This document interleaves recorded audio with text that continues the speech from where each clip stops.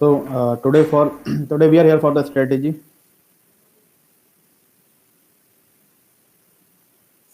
देखो स्ट्रेटेजी क्या है? स्ट्रेटेजी एक रिलेटिव टर्म है, ठीक। और रिलेटिव टर्म होने की वजह से स्ट्रेटेजी कभी कांस्टेंट नहीं होती। आज क्लैट में 2 हफ्ते हैं, बीएचयू में 3 हफ्ते हैं, एएमयू में 5 हफ्ते हैं, ठीक। तो इन सबकी स्ट्रेटेजी अलग अलग होती है, बट स्ट्रेटेजी में कुछ चीजें ऐसी होती हैं जो कांस्टेंट होती हैं, ठीक। स्ट्रेटेजी में कुछ चीजें ऐसी होती हैं जो कांस्टेंट होती हैं और कांस्टेंट रहेंगी। तो एक एक करके मैं आपको स्टार्ट करता हूं, ज़्यादा वक्त नहीं लूंगा आपका, ठीक, क्योंकि पढ़ाना नहीं है मुझे, कुछ समझाना नहीं है, बस कुछ बच्चों का मैसेज था कि सर एक सेशन ले लीजिए। देखो सबसे पहली बात, बहुत से बच्चे कंफ्यूजन में हैं किस किस चीज़ को लेके। सबसे पहली चीज़ रिवीजन, दूसरा मॉक टेस्ट, ठीक, और तीसरा जीके। जीके को लेके बहुत ज़्यादा, ठीक। तो अगर अभी का टाइम देखा जाए तो सबसे ज़्यादा ज़रूरत है आपको मॉक टेस्ट लगाने की, और आप लगा भी रहे हैं, ठीक। आप मॉक टेस्ट लगा भी रहे हैं।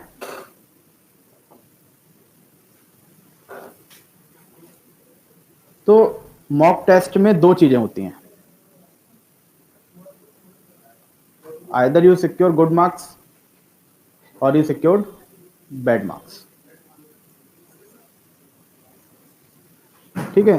तो जिनके बहुत ज़्यादा नंबर आ रहे हैं 150 में से, तो किसी मॉक में किसी के अच्छे नंबर नहीं आते, ज़्यादा अच्छे नंबर मॉक में नहीं आते। मॉक यूजुअली बहुत ज़्यादा टफ बनाया जाता है। जो नॉर्मल एग्जाम्स होते हैं, जो क्लैट होने वाला क्लैट है, होने वाला एलेट है, होने वाला एएमयू बीएचयू है, वो इतने कठिन नहीं आने वाले। आप ट्रस्ट करिए मेरी बात का, बिलीव करिए, वो इतने ज़्यादा हार्ड नहीं आने वाले जितने आप मॉक्स लगा रहे हैं, और ये अच्छा भी है। बट इसमें होगा क्या, अगर आपके अच्छे मार्क्स आएंगे तो आपका कॉन्फिडेंस बिल्ड हो जाएगा, बट किसी किसी में ओवर कॉन्फिडेंस आ जाएगा, जो आपको कहीं ना कहीं क्लैट के एग्जाम में नुकसान पहुंचा देगा, ठीक।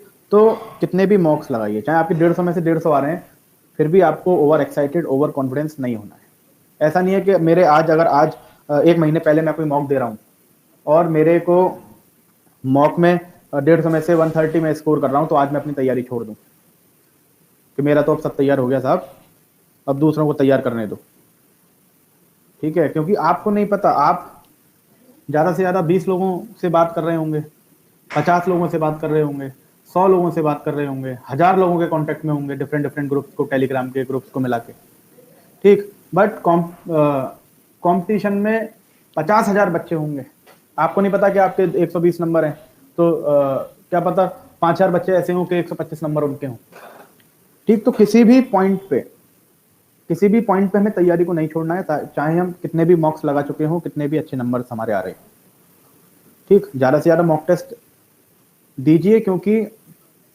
पैटर्न चेंज हुआ है, ठीक। तो नए, पुराने पेपर तो है नहीं, प्रीवियस ईयर के पेपर लगाने से आपको क्वेश्चन का अंदाजा हो सकता है, बट उसके पैटर्न का अंदाजा नहीं हो पाएगा, क्योंकि पहली बार क्लैट कॉम्प्रिहेंशन बेस्ड हुआ है, ठीक। तो अब आपके पास एक ही सहारा है, मॉक्स,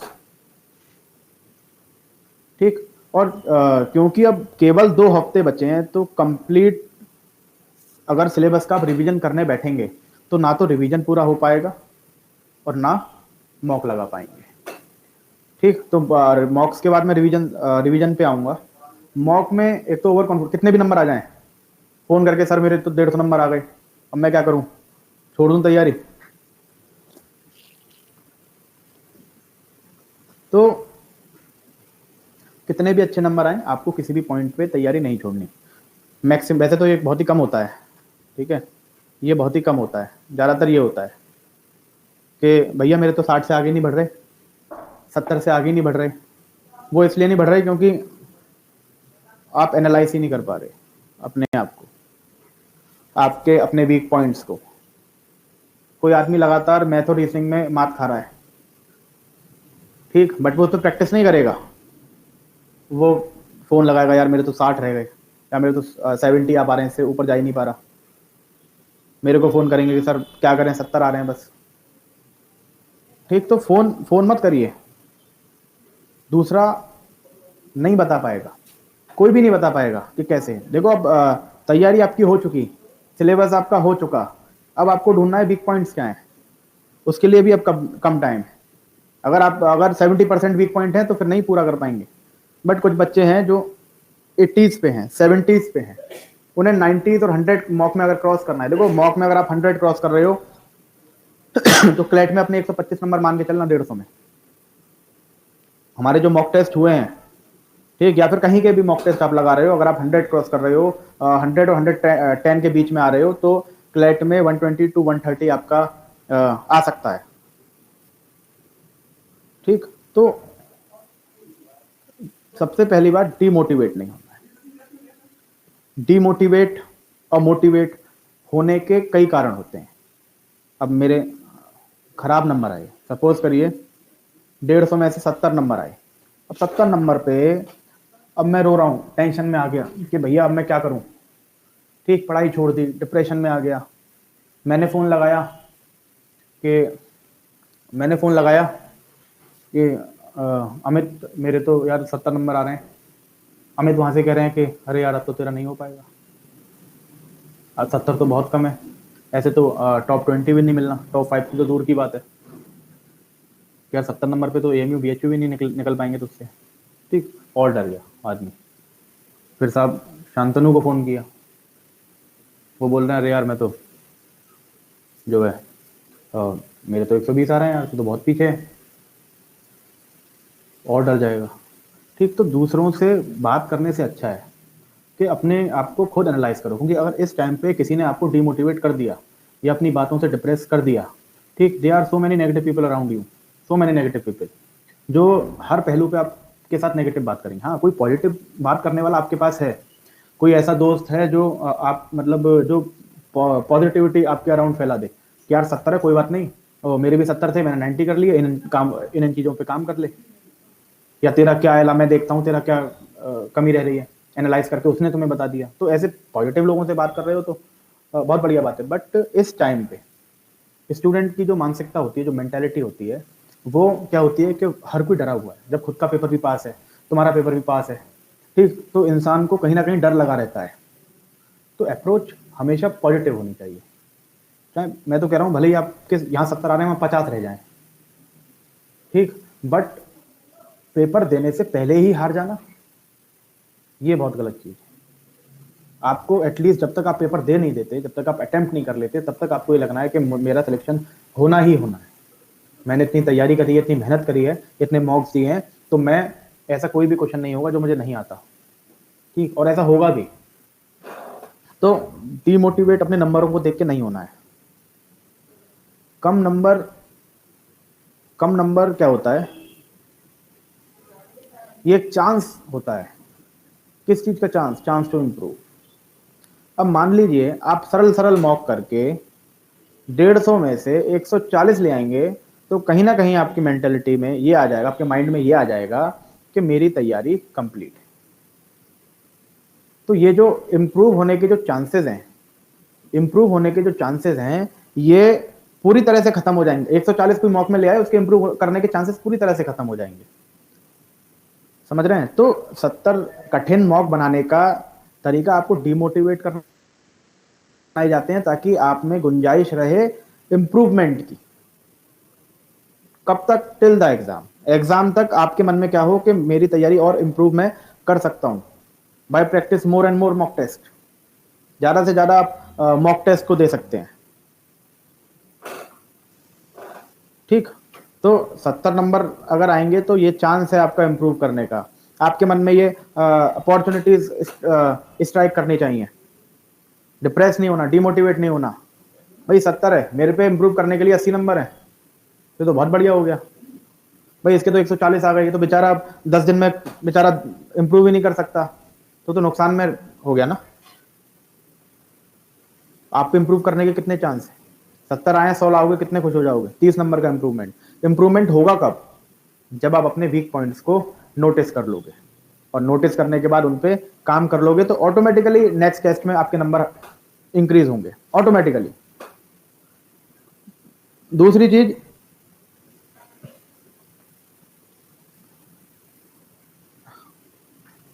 अभी तो हो गया मॉक का, ठीक। तो मॉक टेस्ट आपको ज्यादा से ज्यादा देना है ताकि आप अपने नंबर को लगातार आप इंप्रूव कर सको। और इंप्रूव करते करते करते करते इंप्रूव कैसे करोगे? 70 नंबर आए, 90 नंबर आए, जो 60 नंबर कटाए, ठीक, वो तभी कटाए, उन चीजों में कटाए जो चीज आपको आती नहीं है, ठीक। तो उन पे वर्क करके, ऐसा नहीं है कि जो आपको आ रहा है यार ये मुझे यही अच्छा लगता है, मुझे जो है आईपीसी पसंद आती है, वही वही पढ़ूंगा मैं, मुझे केवल जीके में इंटरेस्ट है, वही पढ़ूंगा, जीके पढ़ रहे हैं पूरे दिन, ठीक है यार, रीजनिंग मुझसे होती नहीं है, मैं क्या करूं, ना पेपर में होती, ना मेरा मन करता करने का, तो रीजनिंग छोड़ दोगे, 30 नंबर 32 नंबर छोड़ दोगे, एक एक नंबर काउंट होगा आपके सिलेक्शन में, ध्यान रखना। तो जो चीज वीक है उस पर काम करने का वक्त, कभी जो तुम्हें आती है उसका क्विक रिवीजन मारो, उसमें टाइम वेस्ट मत करो, ज़्यादा टाइम मत दो। अगर 1 + 1 2 इसे आप 100 बार रिवाइज कर लोगे, 1 + 1 2 1 + 1 2 1 + 1 2, चेंज नहीं हो जाएगा। ये 1 + 1 हमें 2 आता है, मतलब आता है, ठीक है। जो चीज नहीं आती उस पर वर्क करने का टाइम है। रिवीजन पूरे सिलेबस का करने बैठोगे, नुकसान में जाओगे। रिवीजन किसका करना है? या तो तुम्हारे बिल्कुल आपके नोट्स में बिल्कुल हाईलाइटेड पोर्शन हो, जो आपने शुरू से आप पढ़ते हुए आए हो और हाईलाइट करते हुए आए हो कि एंड तक तो मुझे ये पढ़ना है, तो उस तरह से अगर आप रिवाइज कर लें सिलेबस को तो अलग बात है। पूरा कंप्लीट सिलेबस पूरा रिवाइज करने बैठ जाएं अब 2 हफ्ते में, गलत है। रिवीजन क्या करना है? रिवीजन भी किस पे डिपेंड करेगा? मॉक टेस्ट के एनालिसिस पे। अगर लीगल में कोई पोर्शन है ऐसा जो जिससे क्वेश्चन नहीं बन पा रहा, उसे रिवाइज करो, तुरंत तुरंत रिवाइज करो। अगर क्वेश्चन देख के चीज को रिवाइज करोगे, वो आपके माइंड में परमानेंटली फिक्स हो जाएगा। वो जो प्रॉब्लम आपको पेपर में आई है, वो परमानेंटली आपके दिमाग में फिक्स हो जाएगी। रीजनिंग का कुछ कैलेंडर का क्वेश्चन आया, आप पे हुआ नहीं, पाई चार्ट का क्वेश्चन आया, आप पे हुआ नहीं, तुरंत पाई चार्ट के सारे फॉर्मूला, सारे कॉन्सेप्ट आपको अपने कॉपी से रिवाइज कर लेने हैं। तो वो प्रॉब्लम्स क्या है? परमानेंटली आपके दिमाग में फिक्स हो जाएंगी। तो रिवीजन कैसे करना है? रिवीजन भी करना है according to the mocks, according to the test papers, according to the practice papers, according to the analysis, जो आप मॉक करने के बाद अपने पेपर को एनालाइज करोगे।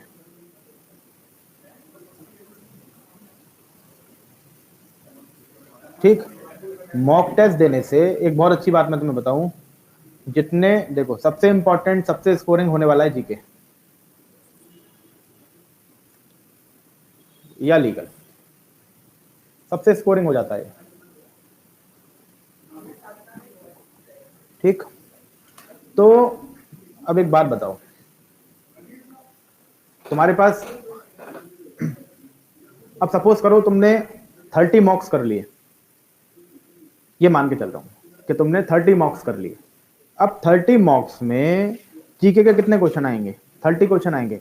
30 क्वेश्चन में मान के चल रहा हूं 6 कॉम्प्रहेंशन आएंगे, 6 कॉम्प्रहेंशन आएंगे केवल, ठीक। तो 6 कॉम्प्रहेंशन, अगर एक टेस्ट में आप 6 कॉम्प्रहेंशन कर रहे हैं या 5 कॉम्प्रहेंशन कर रहे हैं, ठीक है, कॉम्प्रहेंशन जीके में 5 अच्छे ही आएंगे।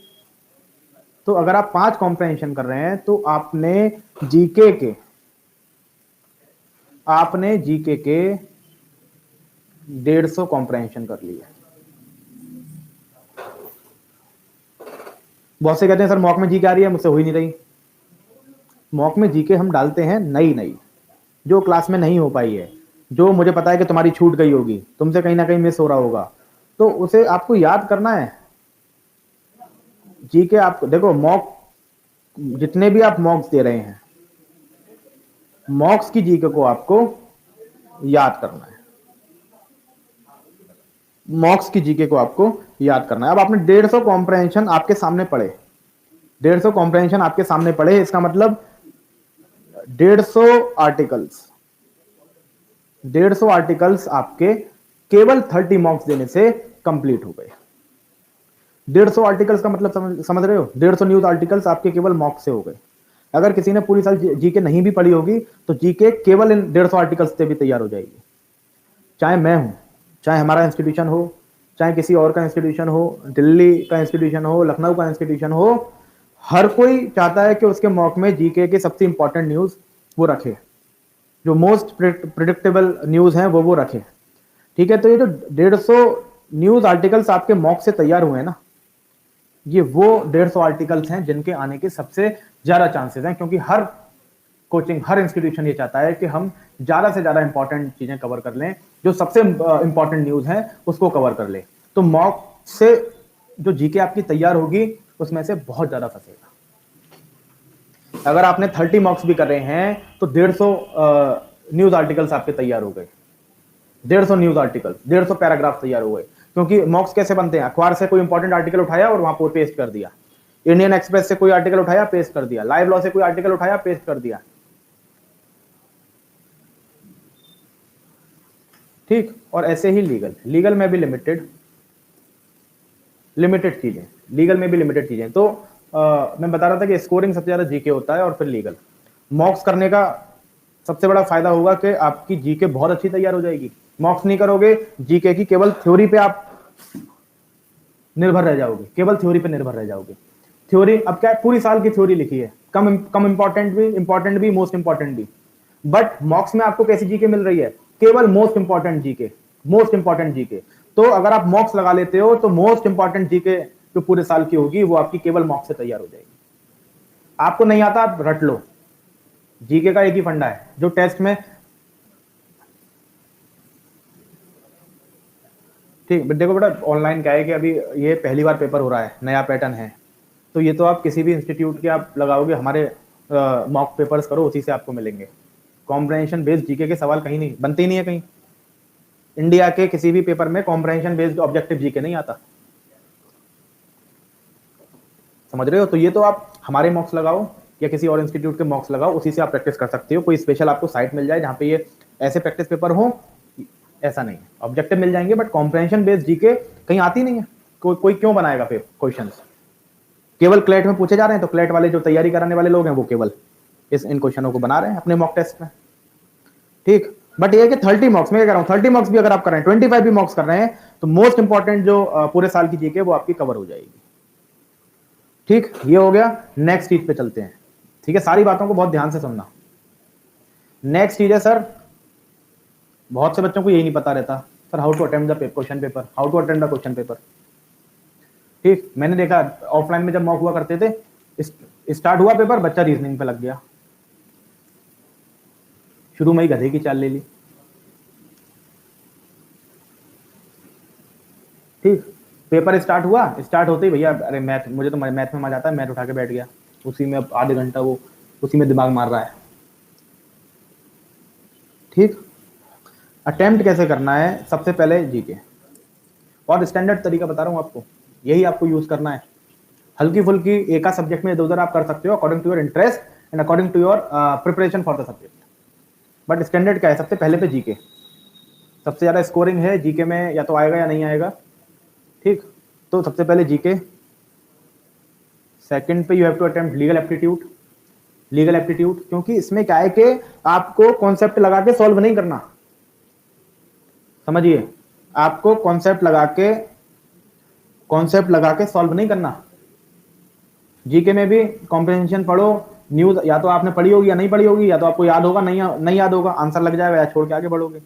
रीजनिंग में, मैथ में, इंग्लिश में you have to solve the questions, एक पैटर्न में सॉल्व करना पड़ेगा। तो सबसे पहले तो ऐसी चीजों को निपटा लो जो सॉल्व करनी नहीं है, जो या तो आपको आती होंगी या नहीं आती होंगी। तो पहले दूसरे पे जीके लीगल ही रखना। तीसरे नंबर पे इंग्लिश, ठीक। थर्ड नंबर पे इंग्लिश करनी है। बहुत से बच्चे इंग्लिश में बहुत अच्छे हैं तो वो जल्दी कर लेंगे, बहुत से बच्चों को टाइम मिलेगा, वो टाइम लगेगा, क्योंकि सारा कॉम्प्रिहेंशन बेस्ड है। फोर्थ और फिफ्थ की लड़ाई है कि सर पहले कौन सा करे, आप बताओ कौन सा करोगे पहले, बताओ, कोई भी बताओ, please tell. Maths, Swani maths, Adeeb maths, Shreyas reasoning,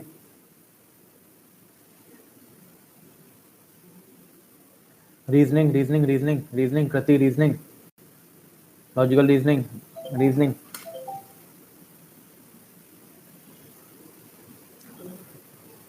मैंने कहा ना आगे पीछे आप कर सकते हो सब्जेक्टों को, एक दो सब्जेक्टों को, और वो एक दो सब्जेक्ट से मेरा मतलब था रीजनिंग और मैथ। अगर मैं हूंगा या अगर मेरी एडवाइस मानोगे तो पहले आपको मैथ करनी चाहिए। क्यों सर, क्यों सर? बहुत से बच्चों के दिमाग में आएगा सर आप तो मरवा दोगे।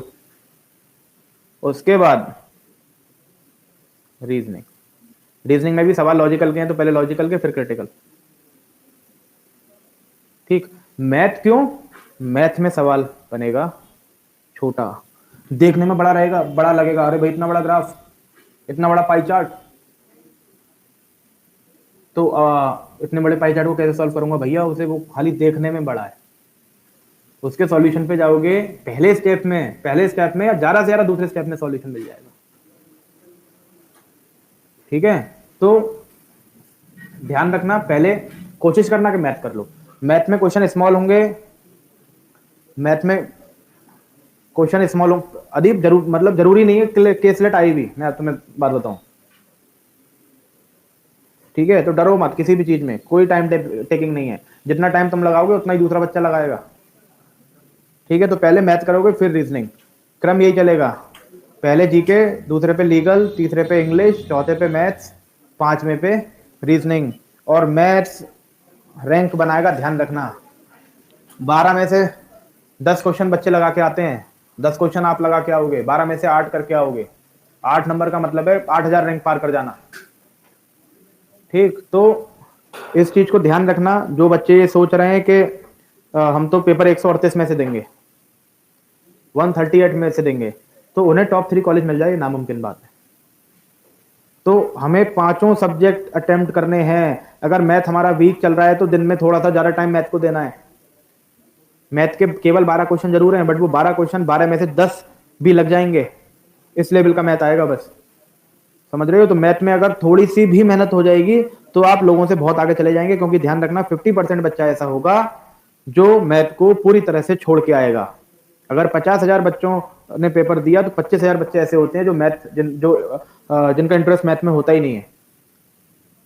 ठीक, तो मैथ का एक सवाल भी करके आप उन 25,000 से तो ऊपर आ जाओगे तुरंत। एक सवाल भी करके मैथ का उन 25,000 से ऊपर से स्टार्ट करोगे। ठीक है, तो पांचों अटेम्प्ट करने हैं, पांचों सब्जेक्ट अटेम्प्ट करने हैं। क्लियर? तो मैंने बताया, एक तो पैटर्न बता दिया अटेम्प्ट कैसे अटेम्प्ट करना है। दूसरी चीज मॉक टेस्ट ज्यादा से ज्यादा लगाने हैं।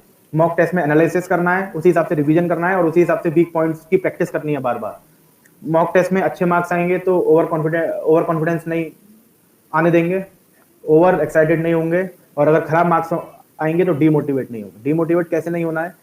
अपने दिमाग में अपॉर्चुनिटीज को भरना है कि अरे यार 70 नंबर आए, अभी तो मेरे पास 60-80 नंबर का इंप्रूव करने का वो है, वक्त कर दे रहा हूँ, मजा आ गया, इतना लंबा इंप्रूवमेंट कर सकता हूँ मैं, 70 से 100 पहुंचेंगे तो चांस होगा इंप्रूव करने का।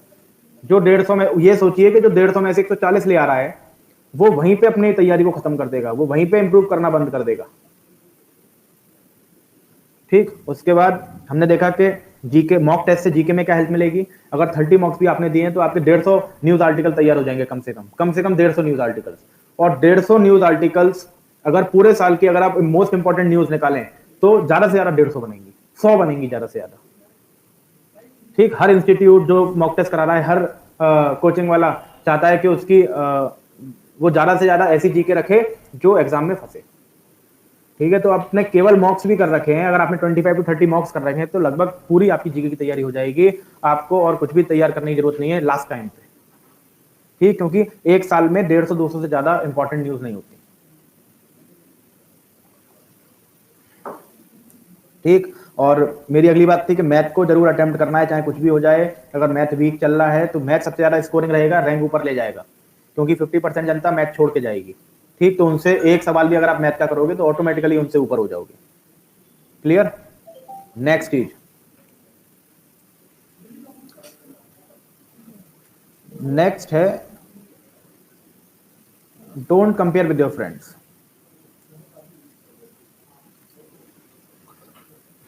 Don't compare with your friends, ना तो उनकी होड़ करनी। ठीक है, अब क्या क्या होता है कि अब सपोज करो इन्हीं में से बच्चों में से ही मैं उठा लेता हूँ। अब अदीब ने लगाया फोन जतिन को कि भैया कि तेरे कितने नंबर आए कल के मॉक में। अब जतिन कह रहा है मेरे तो 40 आए हैं, मेरे तो 40 आए हैं। तो अदीब को कहीं ना कहीं अपने अंदर सुकून मिलेगा, चलो साहब इससे तो ज़्यादा ही कि मेरे 45 150 में से, तो मैं इससे तो जीत गया। ठीक, तो गलत जगह कंपेयर कर लिया। या जतिन किसी से पूछ रहे हैं, भैया जतिन बुरा मत मानना, एग्जाम्पल बस दे रहा हूँ मैं, ठीक है। या जतिन पूछ रहे हैं, जतिन ने फोन लगाया शिवांग को कि भाई, या शांतनु को लगाया कि भैया तेरे कितने आए कल के मार्क में, कि मेरे 70 आए। जतिन अपना उसमें आ गए कॉन्फिडेंस में कि चलो मेरे 80 हैं, मौज आ गई। बट उसे पता नहीं है कि 10,000 ऐसे बच्चे हैं जिसके 100 से ऊपर पार करें, 20,000 ऐसा बच्चा है जिसके 80 नंबर आए, 70 नहीं आए। ठीक, वो केवल अपने फ्रेंड से कंपेयर करके अपने आप को जज कर लेता है। कोचिंग में 50 बच्चे हैं, कोचिंग में 100 बच्चे हैं, 100 में टॉप मार दिया। ये देखो कि तुम टॉप आपने 150 में से 130 पे मारा है या 150 में से 90 पे टॉप मारा है। कोचिंग में तो आप टॉप आ गए, बट क्या उतना स्कोर आप कर पाए जितना आपको करना चाहिए था? क्या आप सेटिस्फाई अपने स्कोर से? तो अपने फ्रेंड से कंपैरिजन नहीं करना। जैसे कहावत आपने सुनी होगी कि अंधों में काना राजा होता है। 10 अंधे हैं, तुम्हारी एक आंख भी सही है तो तुम देख पाओगे, तुम उनके राजा बन जाओगे। ठीक,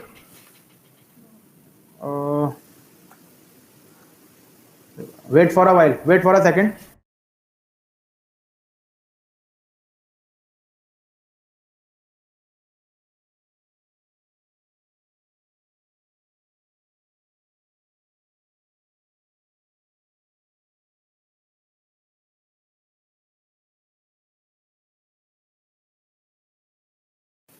हाँ ठीक है, तो कंपैरिजन अपने फ्रेंड से कंपैरिजन नहीं करना कि साहब इसे फोन कर रहे हैं, उसे फोन कर रहे हैं, यार ये तो ये पढ़ रहा है, यार मैं तो कुछ भी नहीं पढ़ रहा।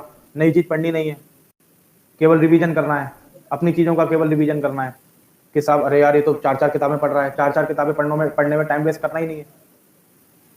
देखो एक बात बताता हूँ, एक स्टोरी सुनाता हूँ कि एक बार क्या होता है, मैंने शायद क्लास में सुनाई होगी, मैं अक्सर बच्चों को सुनाता हूँ ये।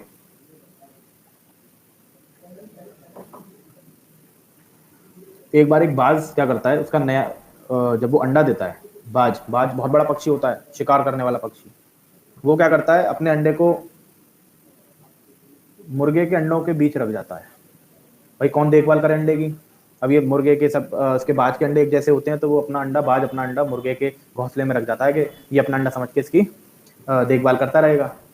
ठीक, और अपना उड़ जाता है। वो अंडे, सारे अंडे मैच्योर होते हैं, फूटते हैं, उनमें से बच्चे निकलते हैं, छोटे छोटे बच्चे निकलते हैं। बहुत ध्यान से सुनना, छोटे छोटे बच्चे निकलते हैं। तो वो जो मुर्गी के जो बच्चे होते हैं और जो बाज का बच्चा होता है, वो आपस में खेलते हैं, आपस में खाते हैं, पीते हैं, रहते हैं, एक दूसरे की बात करते हैं, धीरे धीरे बड़े हो रहे होते हैं। ठीक है, तो क्या होता है कि चिड़िया की, कोई भी चिड़िया हो, सबके बच्चे एक जैसे लगते हैं, कलरलेस होते हैं, व्हाइट होते हैं, छोटे छोटे से होते हैं, चूजे जैसे बोलते हैं। तो आपस में खेलते हैं। तो एक दिन वो गार्डन में खेल रहे होते हैं, नदी किनारे गार्डन में खेल रहे होते हैं। चूजों, वो मुर्गी के बच्चे और उनमें एक बाज का बच्चा, सब एक जैसे लग रहे थे देखने में, खेल रहे होते हैं। तो बाज उड़ रहा होता है।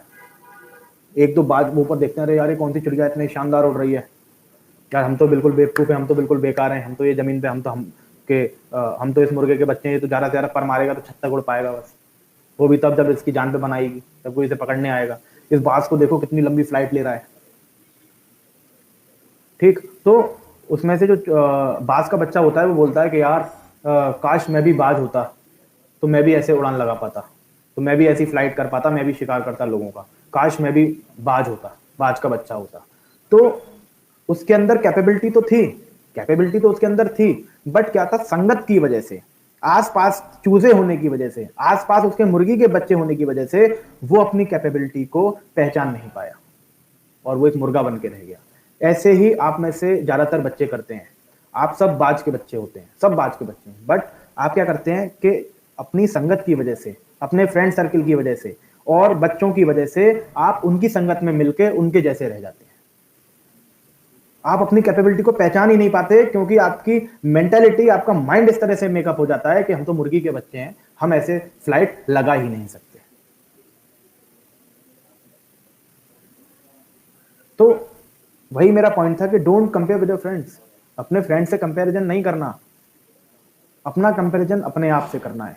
मेरी कैपेबिलिटी मैं जानता हूं, मैं एग्जाम टॉप मार सकता हूं तो मैं उसके लिए काम करूंगा। दूसरा आदमी क्या कर रहा है, अदीप क्या कर रहा है, अरुंधति क्या कर रही है, नंदनी क्या कर रही है, शिवांग क्या कर रहे हैं, कोई मतलब नहीं मुझे। उनके 40 आ रहे हैं, मेरे 400 आएंगे। उनके 100 आ रहे हैं, मेरे 150 आएंगे। सबका दिमाग एक जैसा नहीं है। जो ज्यादा मेहनत करेगा उसका दिमाग ज्यादा शार्प होगा। तो अपने ऊपर काम करिए, अपनी कैपेबिलिटीज को पहचानिए। ठीक, संगत पे मत जाओ। कह रहे यार डिमोटिवेट हो गए ना, तो शांतनु के नहीं आ रहे यार, मुझे लग रहा है ये टेस्ट ही बेकार है। शांतनु के भी नहीं आए, मेरे भी नहीं आए, अदीप के भी नहीं आए। बट उसे कौन बताया कि दूसरा आदमी और जगह डाइवर्टेड है। तुम डाइवर्टेड नहीं हो, तुम केवल उससे डाइवर्टेड हो, उसकी संगत से डाइवर्टेड हो। वो तो 4 जगह डाइवर्टेड है, इसलिए उसके नहीं आ रहे। मेरे क्यों नहीं आ रहे? क्योंकि मैं तुमसे डाइवर्टेड हूँ। तो approach should be individual. Individual आपको तैयारी करनी है, अपनी कैपेबिलिटी आप पहचानिए। अपनी कैपेबिलिटी आप पहचान लेंगे तो कोई नहीं रोक पाएगा, चाहे वो आपका दोस्त हो या दुश्मन या घर वाले। डिमोटिवेट होने का सवाल, डिमोटिवेट रिलेटिव टर्म है। आप डिमोटिवेट खुद से नहीं होंगे, दूसरा कर देगा। वो आपको ना कर पाए, आप उसे मोटिवेट कर दो।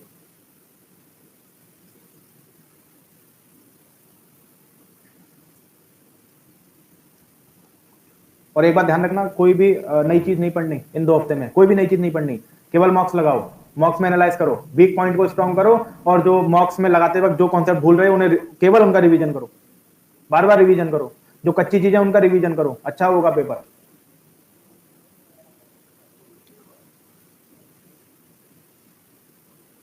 समझ में आई बात, नहीं आई? सबसे अच्छी बात मैं क्लैट की आपको बताता हूं, बहुत अच्छी बात एक। ठीक, ये हो गया। एक बहुत अच्छी बात मैं क्लैट की बताता हूं। CLAT, AMU, BHU, AILET, comprehension base तो हो गया।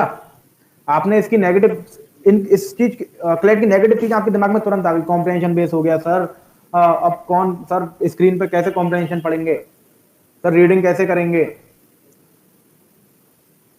और सर मैं कैसे करूं, इतना लंबा लंबा नहीं पढ़ पाता, और सर टाइम टेकन सर बहुत ज्यादा है। आपने नेगेटिव चीजें गिनाना स्टार्ट कर देते हो, नेगेटिव चीजें गिनाना स्टार्ट कर देते हो हमेशा। आपने कभी पॉजिटिव एस्पेक्ट इसका देखा? पहली बात तो ये कि आधे लोगों की तैयारी छूट चुकी है, आपका कंपटीशन केवल आधों से है। पहली पॉजिटिव चीज। ठीक, आपको कम मेहनत में अच्छा कॉलेज मिल जाएगा। एक पॉजिटिव चीज जो आप सोचते ही नहीं हो, इसमें केवल क्वेश्चन हमारे सामने है, उसके 4 ऑप्शन है, उसमें से आंसर लगाना है, केवल क्वेश्चन। बीएचयू में केवल क्वेश्चन हमारे सामने है, ओनली क्वेश्चन। आंसर पता होगा तो लगा पाएंगे, नहीं पता होगा तो नहीं लगा पाएंगे। एलिट में केवल क्वेश्चन सामने है। बट आप अगर क्लैट में देखें तो क्वेश्चन और उसका आंसर दोनों हमारे सामने हैं, बस इन्फेरेंस निकालना है। आप कह रहे हो कठिन कर दिया, आप कह रहे हो कठिन कर दिया, मैं कह रहा हूं आसान कर दिया। पहले केवल क्वेश्चन पूछते थे, अब क्वेश्चन आंसर दोनों दे दिए। बट ढूंढना है, थोड़ा तेज ढूंढना है। रीडिंग कैपेबिलिटी अच्छी होनी चाहिए, रीडिंग एबिलिटी अच्छी होनी चाहिए। बस इन्फेरेंस निकालना है, रीजनिंग निकालनी है। पता होना ना पता होना, आधे से ज्यादा पेपर क्वेश्चन में ही आंसर इसके होंगे। आधे से ज्यादा पेपर में क्वेश्चन में ही आंसर मिल जाएंगे। ना तो ऐसा एमयू में होगा, ना बीएचयू में होगा, ना एलएट में होगा। यहाँ या तो आता होगा या नहीं आता होगा। बट क्लैट में नहीं आता होगा, फिर भी शायद पैराग्राफ देख के आपको उसका आंसर आ जाए, मिल जाए। तो सीधा पॉजिटिव थिंग्स, पॉजिटिव एस्पेक्ट आप देखो, पॉजिटिव एस्पेक्ट की बात करो। इसकी बात क्यों नहीं करते? नेगेटिव, केवल नेगेटिव की बात करते हो। जो नेगेटिव पीपल है ना आपके अगल बगल, उन्हें गुड बाय कर दो 1 महीने को, कि भैया हम हाथ जोड़ रहे हैं, हमें 1 महीने को अकेला छोड़ दो। जो पॉजिटिव लोग हैं ना, तुम्हारे पेरेंट्स, जो पल पल तुम्हें मोटिवेट कर रहे हैं, उनके साथ रहो, उनकी बातें सुनो, उनकी बातें मानो, उनके आजू बाजू रहो। अपने आसपास, आपके आसपास पॉजिटिविटी होगी तो ऑटोमेटिकली आपकी तैयारी अच्छी होगी, पेपर अच्छा हो जाएगा। तो ये पॉजिटिव एस्पेक्ट सोचो। क्वेश्चन के साथ आंसर आपको पैराग्राफ में मिलेगा।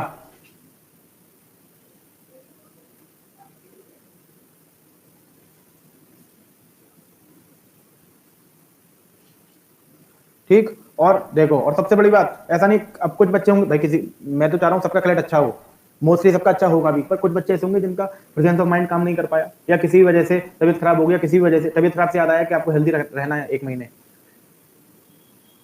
Avoid going outside. बाहर निकलने से बचिए, बाहर मत निकलिए, घर में रहिए, अच्छा खाइए, हेल्दी खाइए, इम्यूनिटी वाली चीज़ें खाइए, क्योंकि 1 महीने आपकी तबीयत खराब नहीं होनी चाहिए, 1 डेढ़ महीने के लिए। जितना हेल्दी रहोगे उतना हेल्दी आपका माइंड वर्क करेगा, ठीक। तो जितना हेल्दी आप रहेंगे उतना अच्छा पेपर हो जाएगा। पेपर के आसपास बीमार नहीं पड़ना है आपको, बाहर निकलने से बचिए, उल्टा सीधा खाने से बचिए, हेल्दी खाइए, जो आपकी इम्यूनिटी स्ट्रॉन्ग करे वो चीज़ खाइए, और अच्छे से पेपर की तैयारी करिए, ठीक। तो दूसरा क्या था, हाँ, कुछ लोगों का पेपर मान लीजिए खराब हो गया, तो ऐसा नहीं है कि क्लैट पे जीवन खत्म हो जाए। क्लैट के तुरंत बाद बीएचयू है, सितंबर लास्ट में एएमयू है, सितंबर लास्ट में कहीं ना कहीं एलेट है, अभी डेट नहीं आई है, डेट आ जाएगी, एएमयू का सितंबर लास्ट में हो जाएगा मोस्ट प्रोबेबली, ठीक। तो क्लैट कोई बात नहीं, शायद भगवान ने कुछ और ही सोच रखा होगा तुम्हारे बारे में। अगर क्लैट खराब हो गया तो शायद आप बीएचयू में आपकी किस्मत लिखी हो, एलेट में आपकी किस्मत लिखी हो, एएमयू में आपकी किस्मत लिखी हो। तो ऐसा नहीं है क्लैट का देखा है डिमोटिवेट हो गए, घर पे आके रो रहे हैं, 1 महीने रोते ही रह गए, पेपर निकल गए सारे, ठीक। तो जब तक आपका आखिरी पेपर ना हो जाए, ये जो सारी बातें मैंने आज करी है, ध्यान रखना, बाज के बच्चे हैं आप, तो जितनी बात भी आज मैंने करी है, ये सारी बातों का पालन, इन सारी बातों को फॉलो आपको अपने लास्ट पेपर तक करना है, चाहे वो एलिट हो लास्ट, चाहे एएमयू लॉ हो लास्ट, पहले पेपर तक नहीं करना। केवल क्लैट तक की बात नहीं है ये, क्लैट, एएमयू, बीएचयू, एलिट, सबके लिए बता रहा हूँ, एंड तक मोटिवेटेड रहना है। नेगेटिविटी को अपने पास से हटा दो। नेगेटिव पीपल जो आपको ये कह रहे हैं कि यार पेपर बुरा हो रहा है, क्या हो रहा है यार, अब कैसे होगा, कैसे होगा, कैसे होगा, बेवकूफ, तेरा नहीं होगा, क्योंकि तू ऐसी बात करता है, मेरा होगा।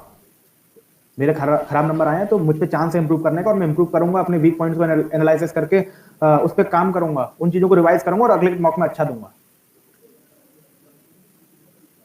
ठीक। अगर मॉक की जी के आपको नहीं आ रही तो ये बहुत खुशखबरी वाली बात है आपके लिए, क्योंकि आपका वो मोस्ट इंपॉर्टेंट चीजें छूट रही थी जो आपको मॉक के जरिए मिल गई, उन्हें तुरंत याद कर लो। मॉक की जी के तुरंत रट लेनी है, मॉक की जी के तुरंत याद कर लेनी है, मेरे सारे पॉइंट्स बिल्कुल गांठ बांध लेना, सारे पॉइंट्स बिल्कुल ध्यान में रखना, ठीक है। बाकी जब भी एएमयू का होगा उससे 15 दिन पहले, 20 दिन पहले मैं 1 या 2 या 3 मैक्सिमम 3 क्लासेस लूंगा, एएमयू स्पेशल क्लास, उसका नोटिफिकेशन आपके व्हाट्सएप ग्रुप पे आ जाएगा, तब तक हमसे जुड़े रहिएगा, ठीक है। तो एएमयू की स्पेशल क्लासेस में तब लूंगा जब उसका डेट आ जाएगी, ठीक है। तो डेट का इंतजार करिए। एएमयू की स्पेशल क्लास मैंने बोला है होंगी, इसका मतलब होंगी। एएमयू के जितने भी मॉक्स हैं उन सब मॉक्स को आपको याद रखना है, कोई भी मॉक किस मॉक्स में क्वेश्चन डायरेक्ट पेपर में आ जाएगा पता भी नहीं चलेगा तुम्हें, सारे मॉक्स को, एएमयू के सारे मॉक्स करने हैं, ध्यान रखना, ठीक है। सो स्टे पॉजिटिव अपने आखिरी पेपर तक, स्टे पॉजिटिव, स्टे हेल्दी, ठीक है। आज का सेशन मैं यहाँ खत्म करता हूँ। किसी को कुछ पूछना हो, कुछ बोलना हो तो वो कमेंट बॉक्स में लिख सकता है, प्लीज।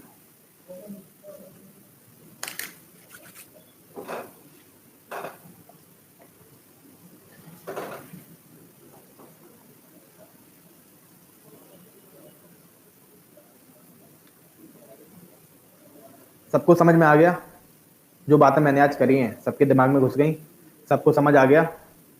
प्लीज, अब मैं 1 घंटे बोला हूं तो तुम एक छोटा छोटा रिप्लाई तो कर ही सकते हो। 3 शब्द भी नहीं लिखे जा रहे क्या? सबसे रिप्लाई चाहिए, सबसे। सबकी समझ में आ गया?